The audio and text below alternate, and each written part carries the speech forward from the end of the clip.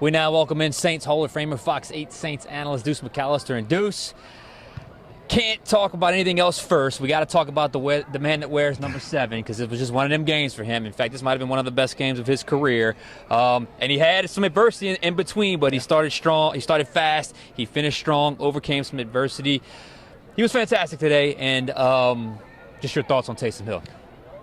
Taysom is playing high school football against professionals. Mm-hmm. That's literally what you have. I mean, because to throw a pass, to catch a pass, to return kicks, to block punts, it's just like, what are we doing?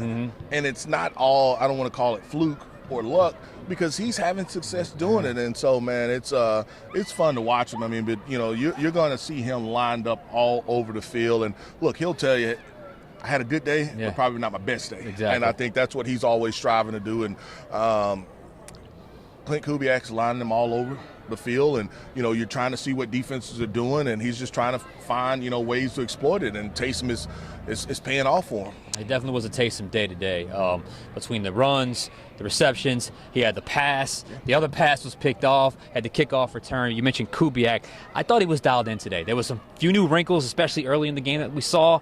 I just thought he had a really good rhythm throughout the game as a play caller. What did you think from Clint today? Yeah, I thought he did as well. And, you could talk about their first 15 or their first half. I mean, they've been outstanding for half. We can be frustrated about, lack of points in the third quarter, or call it lack of execution. You have some moments, but you don't completely execute as you need to. But to have the orbit motion, to have jet sweeps, to be able to have tight end screens, to be able to have screens to Alvin, an S screen. And so all of the things that you saw even QB power, you saw QB, we'll call it inside zone, right. And the other one was just a lot of different motions, a lot of different looks. For a defense is still really good.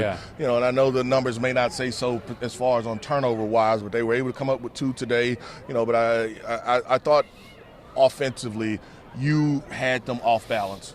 Yeah, I thought so too. I thought 4 screens early in the game, that's something that jumped out. Clearly they saw something on tape with that aggressive front by the Browns. One player, he's a big play guy. I mean, he has the big catch over the middle. It's like shallow cross. I don't even think he's number 1 in the progression. I think Derek even told us that after the game. But Marquez Valdez-Scantling, MVS, he's available. They snatch him up. All I know is that guy's big, and when he gets his hands on the ball, he usually makes a big play. He had a 70-plus yard touchdown today. Yeah, and on that play, what he did, he stopped. He didn't keep running to get covered. He stopped to give his numbers to the quarterback. They were running a bootleg to the left, and the original guy, the number 1 option, was not. It was covered. It was not there.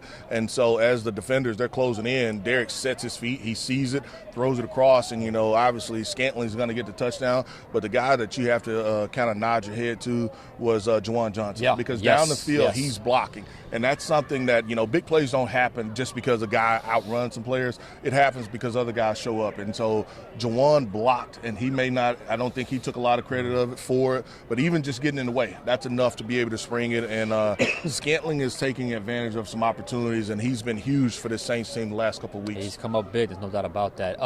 Look, defensively, it wasn't a perfect game, but I look at the scoreboard right there. It still says 14 points Cleveland scored. Jameis was pretty explosive today. I thought that he was streaky, and he had some good moments where it looked like he was really dialed in. What did you see from the defense today? Yeah, I thought that you probably gave up too many explosive plays. That's been a problem for you this whole year. I mean, but at the end of the day, it was only 14 points that you gave up. I thought that Cleveland ran the ball probably a little bit better than the numbers showed, but you were able to get in the backfield enough and be able to limit them. And, Jameis didn't have a turnover as far as the interception.